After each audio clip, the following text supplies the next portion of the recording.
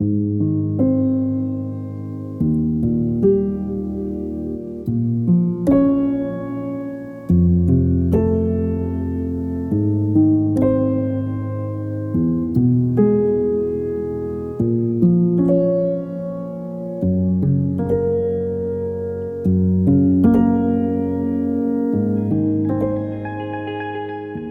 back again. Our next guest is Katerina Zymnis. We welcome her. Hello, so good to be here. Amy, thank you for your fabulous talk. It really reached me at my heart, and I'm trying to concentrate on what I have to bring. Um, yeah, it's about building bridges. It's about building bridges at all levels. Today, my presentation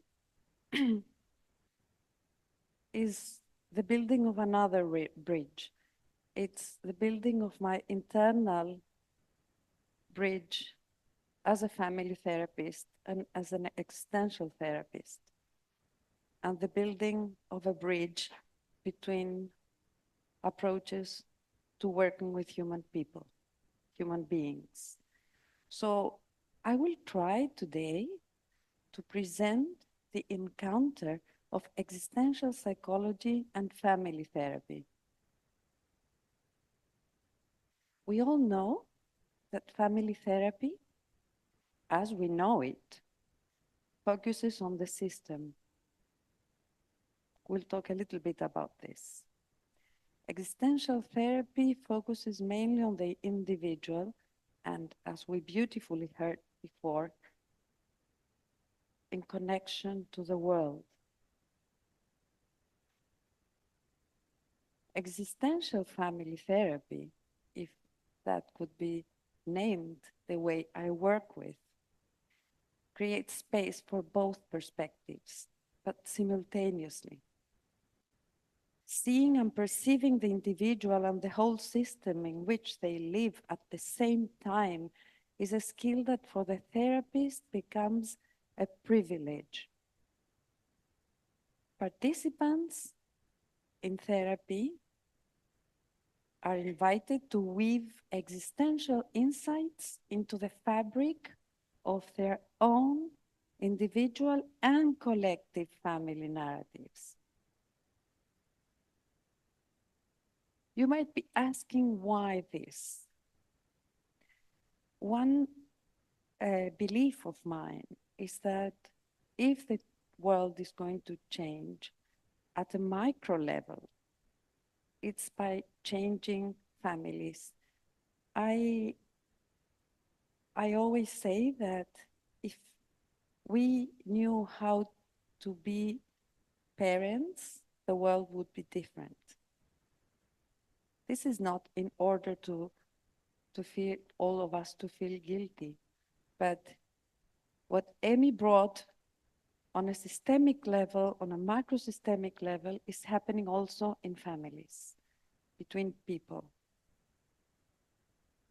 Let's remember, for those who know and for those who don't know, what family therapy is about. I will be very brief.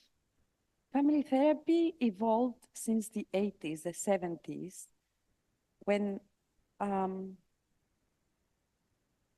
main thinkers of the field, such as Gregory Bateson, Jay Haley, Minuchin, with whom I had the honor to train, Murray Bowen, Virginia Satir, another important figure, Michael White, the narrative approach to systems therapy, they all decided and they all worked on depathologizing the individual and bringing to the front the role of family dynamics, how dynamics in family, that take place in families, contribute to dysfunction.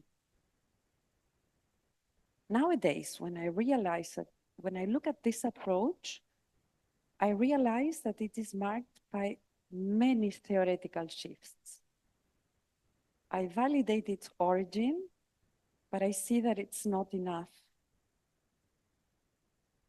It all began with psychoanalysis, with Freud, with Jung, with Adler. Adler saw that the family is playing a huge impact as a school and all the big organizations in an individual's development. Why do I dare name existential family therapy? This could be a new way of working. This is the way I work for the last 24 years since I became acquainted with existential therapy. It brings together the principles of existential therapy and family therapy.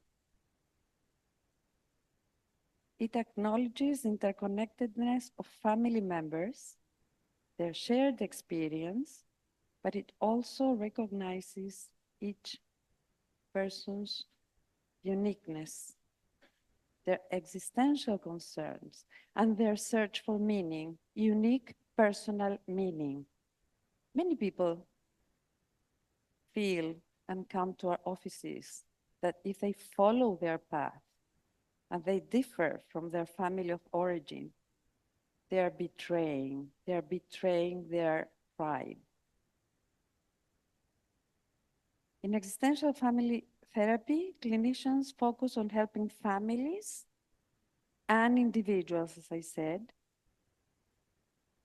The approach helps humans realize what really matters and to decide what to do with the only life that was given to them. One of the key concepts in existential family therapy is the idea of being in relation, relatedness, connectedness, what Emmy was talking about. We cannot not connect, we cannot not relate. But at the same time, we are unique, as everybody else, of course. One key concept which could become a bridge with existential therapy that comes from the field of traditional family therapy is the fantastic one of the 8 concepts of Murray Bowen's, which is the concept of differentiation. This is a very interesting concept because it allows human beings to stay related while being different. We have the right to be different. We are different. How do we work in the psychotherapeutic encounter with the concept of relatedness and differentiation? Although I don't use techniques, but one of my favorite interventions is the simultaneous story writing and simultaneous story sharing. Picture yourself, we are in a therapeutic room with a family or with a couple. Let's stay with a couple. And they come to our office telling us that they had such a fight because and so and so. So I asked them to write the story at the same time without talking. And then I asked them to read the story. And while they read the story, they get into the mode of what Emmy was saying, listening, listening, listening. What happens there is that they are not afraid to listen because they know there is a third person, in this case, the therapist, that will mediate so that both are heard. Because what happens in couples, what happens in families is that people are not heard. Why? Because each member of a family is afraid to lose their position. So family sharing and family writing, but writing is very important so that each one, and usually what happens is that it's like they're sharing absolutely different stories. It's absolutely different. I mean, I'm impressed, and I share that because we will talk about a little bit how the existential family therapist is in the room. Another one that, another intervention I really use and is a bridge with traditional family therapy is the creation of a genogram. This is, it could be a huge enterprise. When I give it to my students, when I teach family therapy, they are very like afraid of depicting what the family tree was. But when we work and we do it as an activity, a different activity, we're narrating what happened probably 1 or 2 generations ahead. You can imagine when sharing a genogram, telling the story of what my ancestors did, the culture, the wishes, the dreams, the frustrations, the problems, the conflicts that went on generation through generation. This is not just, okay, this is your family, look at it and reflect on that. We co-create with the family, with a couple, whoever is in the room, even with one person. Existential family therapists can work with one person. You might think, well, Bertrando and Boscolo have created the idea of working systemically with individuals. This is a little bit different because it's the stance of the existential therapist that makes the encounter an opportunity amongst equals to create, to co-create a new story. Existential family therapy is very compatible with narrative therapy. We are co-creating new stories, and the therapist is part of that endeavor. Therapists, of course, you might have understood by now, that are not situated in a pedestal. They are not the experts. Of course, if you go to a therapist, you are expecting that person to be an expert. Yes, therapists are experts in their field. But while creating a story with a family, the expert is the family. The whole point of therapy there is to let them be heard first, and second, co-create a new narrative with the help of a therapist. So you might be wondering, why all this? Okay, one part you understood. I was trained as a family therapist during my early in 1980s, 85. And then I became acquainted with existential therapy. And while working in the Athens women's prison, I found out that I couldn't work only with looking at the system. I had to work in a different way. So there, everything began. And since 2004, we created our Greek institute, which is called Gignaste, the Hellenic Association for Existential Psychology. And since then, my whole process was to integrate, to create an inner bridge between how I see the world, because I see the world and the wider context, and how I see the individual, and how my inner, my inner synthesis could make a bigger whole, as you said, instead of either or. I fought a lot without, am I this or am I the other?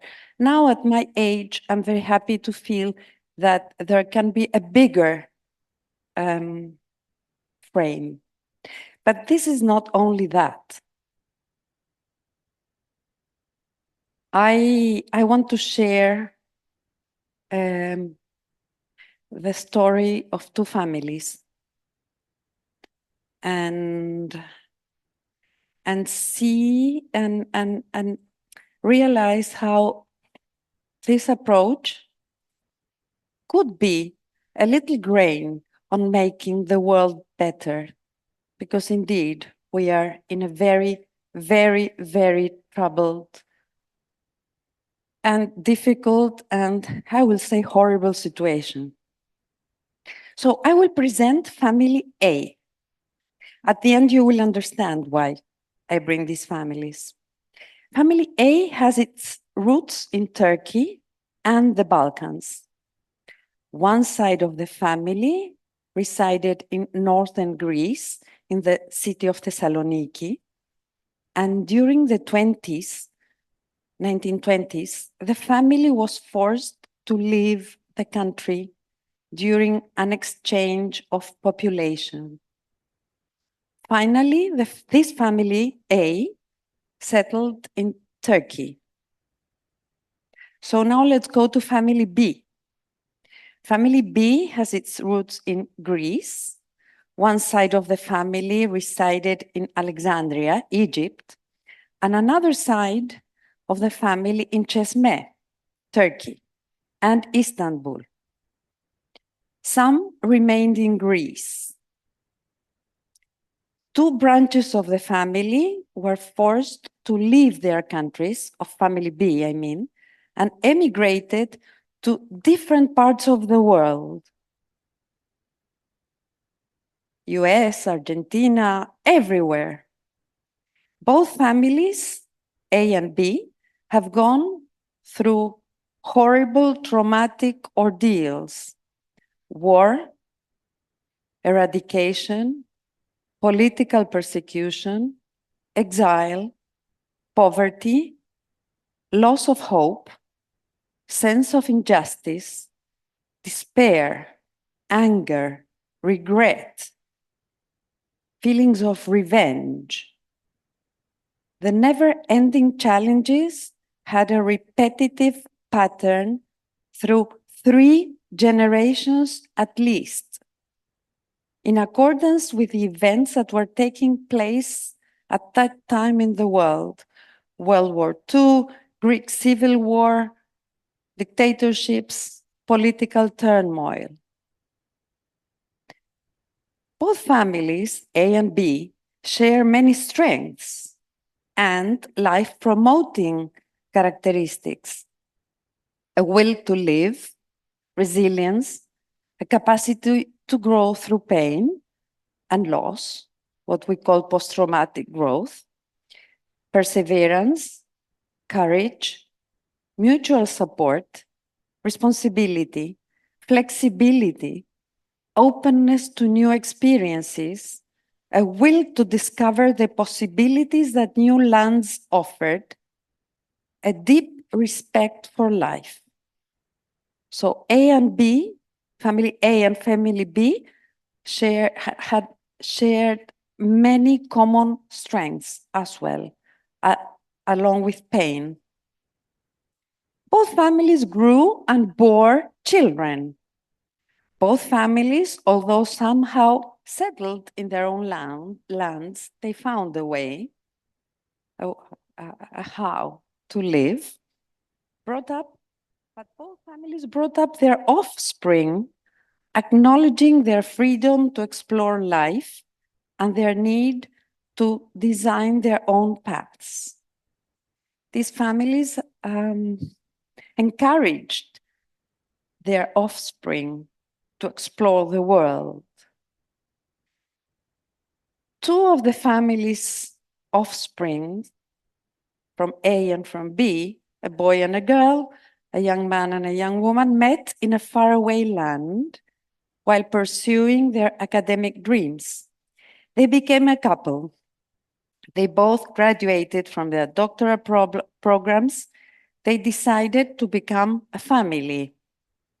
Ultimately, love and common shared values became the building blocks that brought them together, and they are a family. You might be wondering again, but how is this all related? to what we are talking about now. Look, this love story would have encountered a strong challenge in its path, which could have brought complications, transgenerational complications. Pain would have brought complications. The main complication, or one of the main complications in this love story, would have been me and my family history. Had it not been for the work I do with families and individuals during the last 24 years, I could have been a problem in this story. Maybe the bad guy, had it not been I had opened up working and listening to families and human beings. This is the story of my son and my daughter. He is Greek, she is Turkish. They have formed a lovely family, which I am very, very proud. Of course, I have their permission to talk about this. And actually, it was Simla, my daughter. I cannot call her daughter-in-law. I love her as a daughter. Told me, why don't you present us? This is the best way to show that people can live together. We are all a huge extended family. We have so many more common things to share than to divide. What do we do with pain? What do we do with culture? What do we do with regrets? What do? We decided to leave everything aside, but not to hide. We never hide. We always try, for example, they have 2 kids and they are exposed to both cultures. They listen, they appreciate what the Turkish culture has to bring them, and they appreciate what the Greek culture has to give them. Up until last year, they were living in the US for 20 years, but now they decided to move near the extended family. So they are living in Athens. But the bridge between Athens and Istanbul has been really created by them. I also believe that we as neighbors, Greek people and Turkish people, can coexist with peace and love and not bite into politicians. So this is a story. I am ready to start a dialogue with you. I don't know how much time we have. Who can tell me? 10 minutes? 5 minutes? 10 minutes. Good. So I would like us to share and I'm open for questions. Either if you're interested in how we work with families, or if you want more about this story. This is a personal story in which I believe it's good to share, because we therapists are highly influenced by what we do. We are what we do. This is it for now. I'd love to hear some questions from you, or thoughts. Maybe it's not a question, a reflection. Öncelikle çok teşekkürler. Benim şöyle bir sorum olacak. Ben de çiftlerle çalışıyorum ve benim çalıştığım yerde sizin hikayenizin tam tersi bir durum var. Hepsi aynı kültürden gelen, aynı şekilde büyütülmüş ailelerin çocuklarının evlilikleri üzerine çalışıyorum. Ama ben hep şunu yaşıyorum, özellikle kişisel kısmına ilgili. Bana şunu çok soruyorlar. Siz de bunları yaşıyor musunuz? Siz eşinizle neler yapıyorsunuz? Anne olarak zorlanıyor musunuz? Çocuğunuz var mı? Evli misiniz? Bekar mısınız? Gibi birçok şeyi duymak istiyorlar ve ben burada ikilemde kalıyorum. Ne kadar kendimle ilgili bir şeyler paylaşmalıyım? Onlara paylaşmak iyi gelecek mi? Yoksa yani hani acaba terapi benimle ilgili bir şey mi dönüşecek? Bu konuda çok ikilem yaşıyorum. Sizin bir örneğiniz varsa duymak çok isterim. Çok teşekkürler. I'll make a translation for that. I would like to know how Yeah. to understand everything, but I am not there yet. Yeah, I know. No worries at all. The question was about she's working within a culture that she's a part of. There are no big cultural differences, but what she experiences is that sometimes she receives questions from her clients, personal questions. Are you married? Do you have any children? And would you understand me enough? And and her question is, how productive would it be to share personal experiences within this kind of work? That's a very interesting question. Usually in traditional family therapy, especially in the latest developments of family therapy, therapists share a lot of their personal stories. If you ask me, because you're asking me, I avoid, because it might work.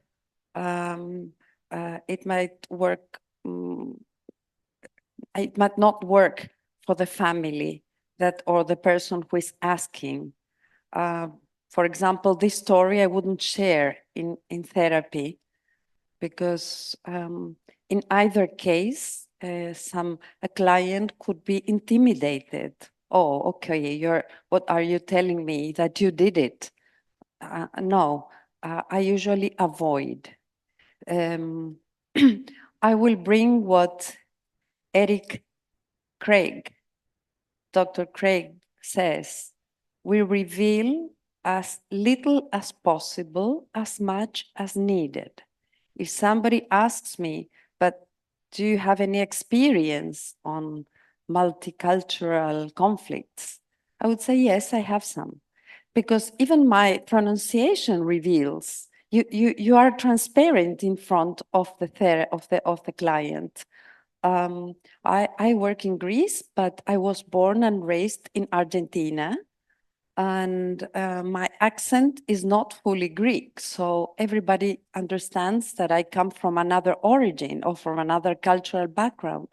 So some things you cannot avoid. Would you like to tell? It's okay, you need to translate? The Okay. English to Turkish translation happening now. So if you ask me, I try to avoid this, especially sharing success stories from therapists, unless you're such a famous human being that the other people are interested in what you do. But I'm not one of those, so I don't share my stories. But I wanted to share this here because I believe that working existentially with families has a lot of potential, especially in this phase of life, in this phase of the history of humankind. We need to reconnect in different ways.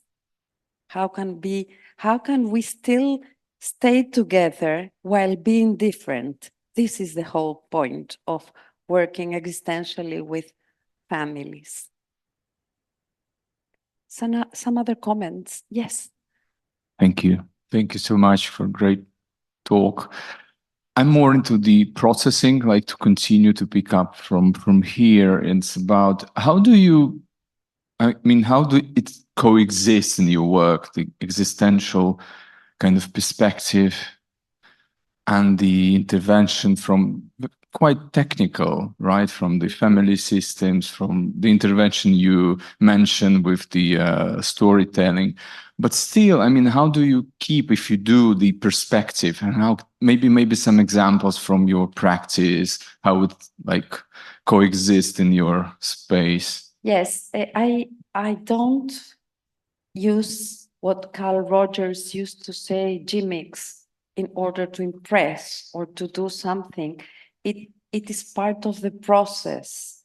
While we are sharing what brings you here, as we do in individual therapy, usually what brings families or couples or one part of the family and maybe a mother and a son, or a mother and a daughter, or a father and a daughter, or whatever combination you can imagine. Usually it's pain. Nobody goes to visit a therapist because everything is perfect. So while we are connecting techniques, which I don't call techniques, interventions, because we all intervene. Even our presence is interventive. Let's make it clear. So interventions unfold. One another intervention that I really like and I used lately with a family is in our first session, there wasn't a way that they would communicate. Of course, communication was a huge problem. They didn't listen to each other. So I asked them to draw a drawing together without talking that would, in a way, express how they were feeling now.